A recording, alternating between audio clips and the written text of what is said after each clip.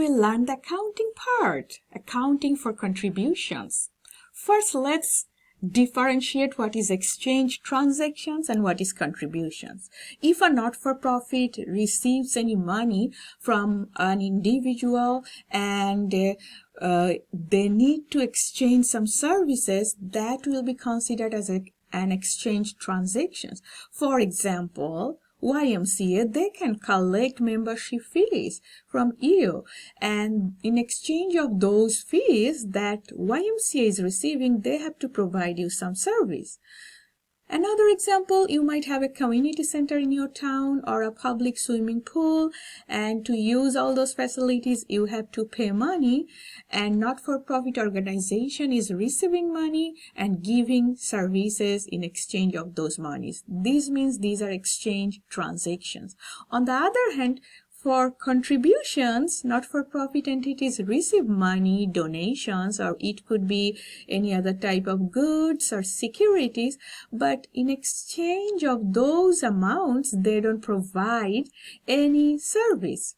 Well, there might be some restrictions imposed by the donors, so the contributions could be with donor restrictions or without donor restrictions. So if you have any contribution, when we will record it in a journal entry, the contribution revenues should be classified either it's with restrictions or without restrictions.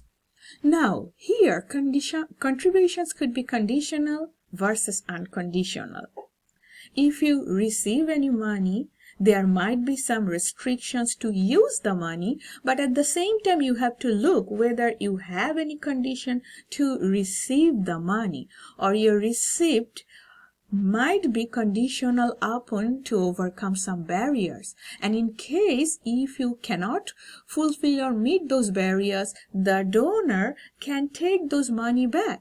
So if any contribution comes with no conditions, well, it could be with restriction, without restrictions, but no conditions to receive those cash, then we will record it as a contribution revenue.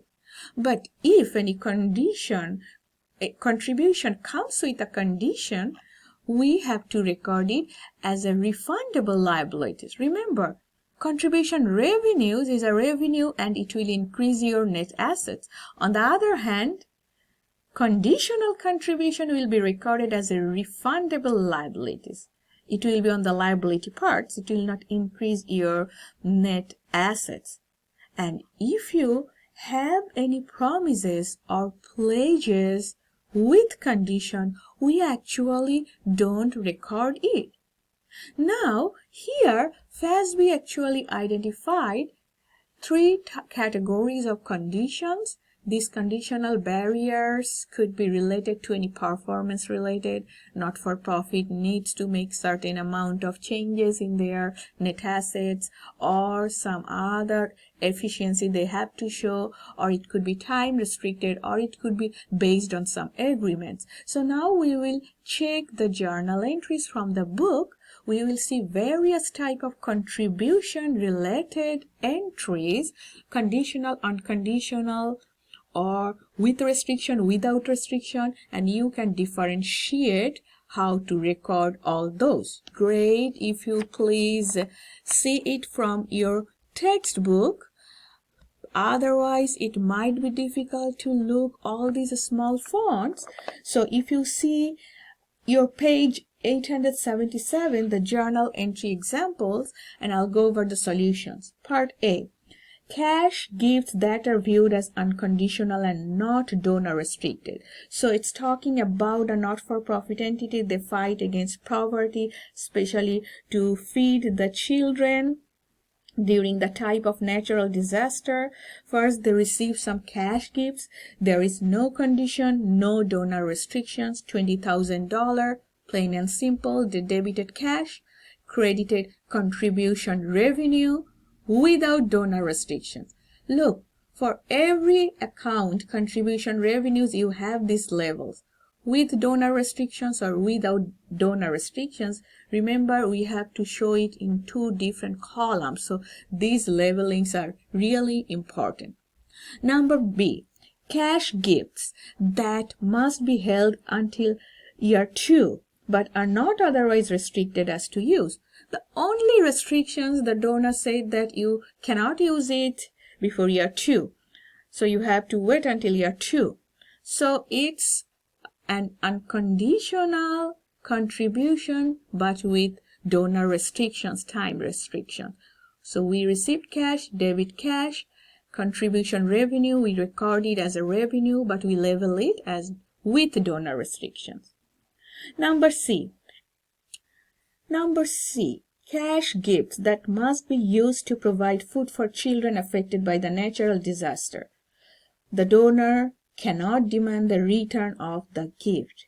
Look, the donor will not get returned the gift, so that means there is no condition. Of course, they said you have to use it for feeding those kids in the natural disaster area. That means it has a restriction, but it is unconditional. So we can record it as a revenue, conditional contribution revenue with donor restrictions.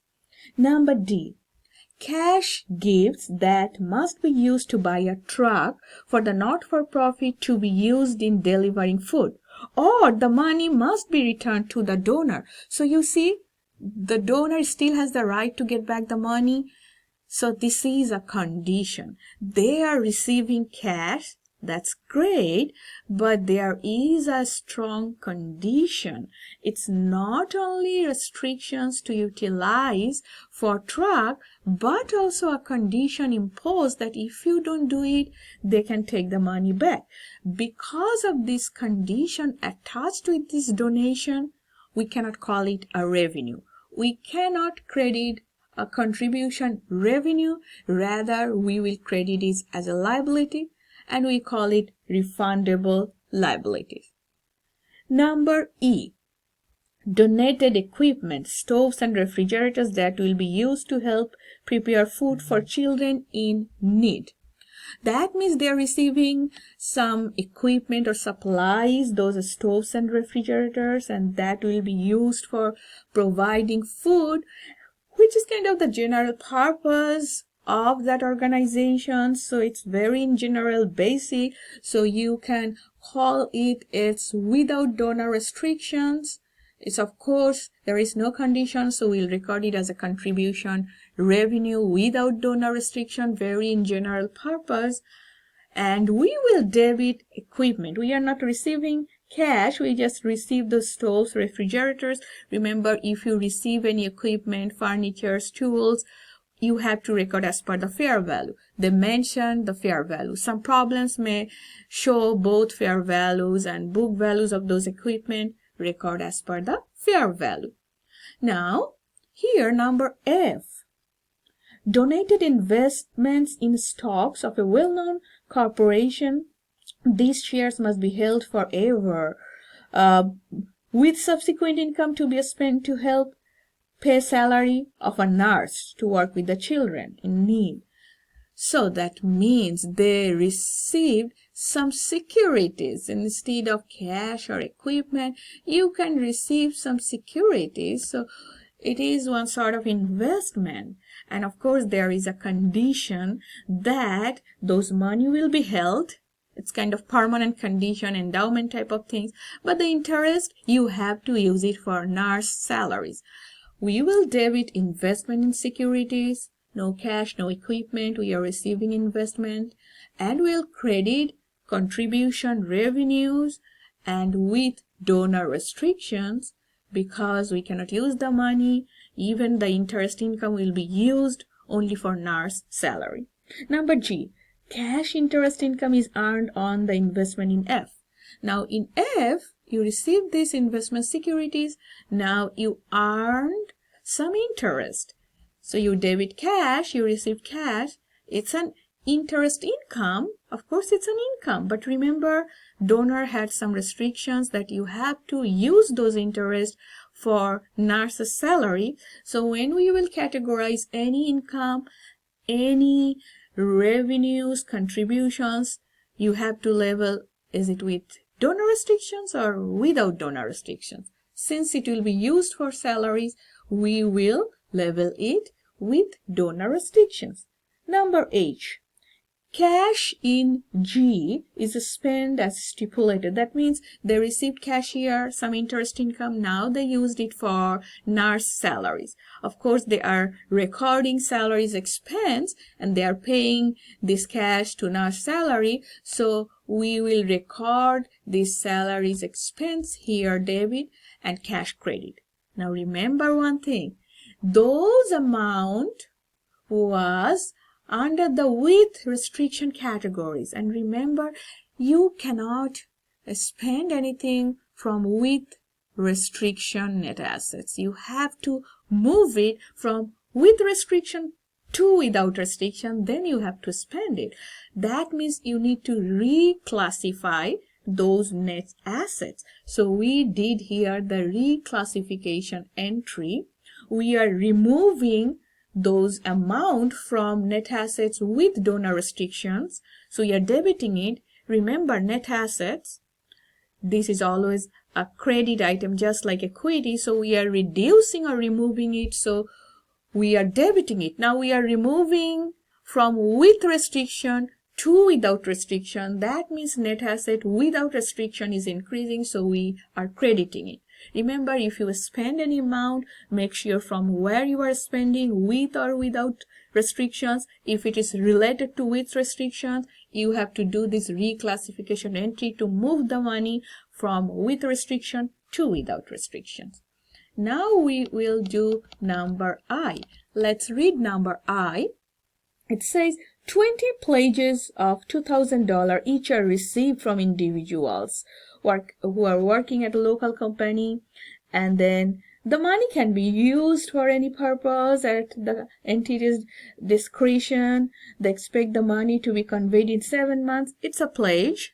It's a pledge or it's a promise. So what we're gonna do, we will debit pledge receivable or contribution receivable. So we are not receiving any cash on spot, but we'll receive in 7 months, which is less than a year.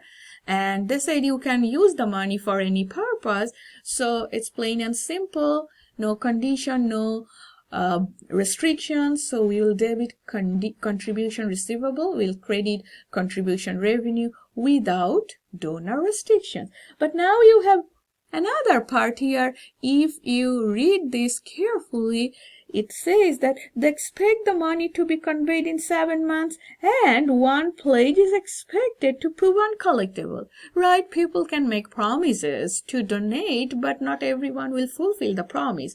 It's just like the bad debt. You remember, for-profit organizations, you can have account receivables and sales revenues, but not all of your customers will pay you. So we record bad debt. So it's just like that. So we will also mention it that $2,000 each donor, 20 pledges, we recorded 40,000 as receivable and unconditional without restriction revenues.